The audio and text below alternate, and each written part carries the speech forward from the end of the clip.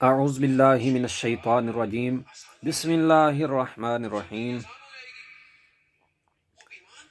وَاعْتَصِمُوا بِحَبْلِ اللَّهِ جَمِيعًا وَلَا تَفَرَّقُوا۔ پاک پروردگار عالم نے فرمایا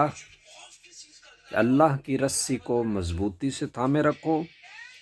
اور آپس میں تفرقہ نہ پھیلاؤ۔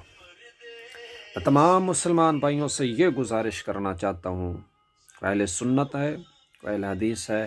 کوئی اہل تشیع ہے، جس بھی مکتبہ فکر سے تعلق رکھتا ہے، مسلمان ہے، کلمہ پڑھتا ہے اور اپنے آپ کو مسلمان کہلواتا ہے، تو وہ اس آیت پر عمل کریں اور ایک دوسرے کے ساتھ جڑ کر رہیں۔ اور میں ایک آپ کو مثال دینا چاہتا ہوں کہ جب بھی عالم کفر کے اندر کوئی سازش کی جاتی ہے، مسلمانوں کے خلاف کوئی غداری کی جاتی ہے، اسلام کے خلاف کوئی بغاوت کی جاتی ہے، مسلمانوں کو کچلنے کی کوشش کی جاتی ہے، بہت سارے ممالک کو دیکھ لیں، عراق، افغانستان، شام، فلسطین، برما، کتنے مسلم ممالک ہیں کہ جن کے اندر مسلمانوں کو جو کچلا جا رہا ہے۔ لیکن وجہ یہ ہے کہ جب بھی کفار ہمارے اوپر حملہ آور ہوتے ہیں، وہ یہ نہیں دیکھتا کہ یہ سنی ہے، یہ شیعہ ہے، یہ وہابی ہے، یہ دیوبندی ہے، یہ کس مکتبہ فکر سے تعلق رکھتا ہے، وہ یہ نہیں دیکھتا۔ وہ صرف اور صرف یہ دیکھتا ہے کہ یہ کلمہ پڑھتا ہے، مسلمان ہے، وہ مسلمان کو مارتا ہے، چاہے اس میں سنی آ جائے، شیعہ، وہابی، کوئی بھی آئے، وہ اس کو مار دیتا ہے، کیونکہ وہ اسلام کا دشمن ہے، وہ مسلمانوں کا دشمن ہے۔ تو اسی لیے جب تک ہم تمام مکتبہ فکر سے تعلق رکھنے والے لوگ ایک نہیں ہوں گے، اس وقت تک ہم اسی طرح ظلم کی چکی میں پستے رہیں گے۔ ہمیں اپنے اندر وہ بہادری پیدا کرنی ہوگی، ہمیں اپنے اندر وہ شجاعت پیدا کرنی ہوگی، ہمیں اپنے اندر صدیق اکبر کی صداقت پیدا کرنی ہوگی، فاروق اعظم کی جو عدلیہ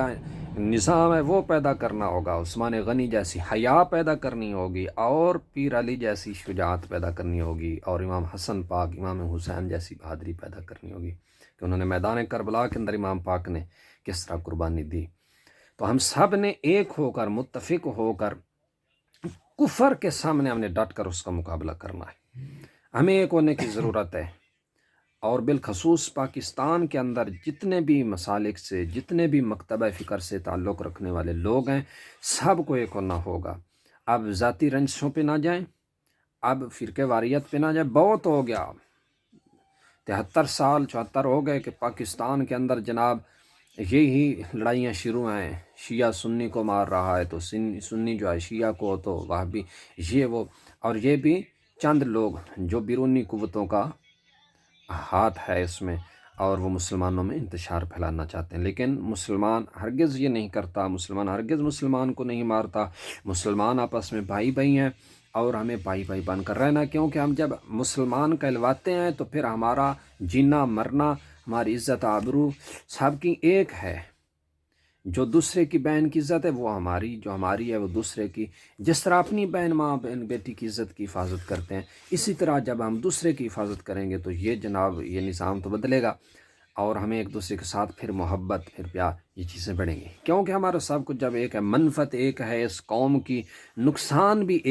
ایک ہے، سب کا نبی، دین بھی، ایمان بھی ایک، حرم پاک بھی، اللہ بھی، قرآن بھی ایک۔ کتنی بڑی تھی بات کہ ہوتے جو مسلمان بھی ایک۔ ہم سب کو ایک ہونے کی ضرورت ہے، اور جب ہم ایک ہو جائیں گے تو پاکستان کے اندرونی معاملات میں بھی کوئی مداخلت نہیں کر سکتا، اور جب ہم سب ایک ہو جائیں گے تو پاکستان کے جو سرحدی نظام ہے اس پر بھی کوئی حملہ آور نہیں ہو سکتا، اور بیرونی قوتیں پاکستان کے ذاتی جو مقاصد ہیں، جو نظریات ہیں، اس پہ وہ حملہ نہیں کر سکتے۔ اس لیے ہمیں ایک ہونا پڑے گا۔ ایک ہو مسلم، حرم کی پاسبانی کے لیے نیل کے ساحل سے لے کر تا خاک کاشغر، پاکستان زندہ باد۔